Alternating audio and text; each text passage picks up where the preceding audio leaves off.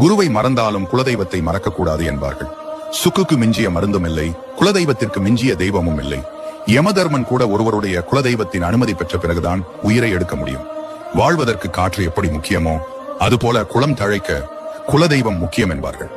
குலதெய்வத்தின் அனுமதி அல்லது அனுகிரகம் இல்லை என்றால் ஒருவன் என்னதான் சக்தி வாய்ந்த பரிகாரமோ யாகமோ நடத்தினாலும், ஆலயங்கள் சென்றாலும் அவன் எதிர்பார்த்த மாற்றம் நிகழாது.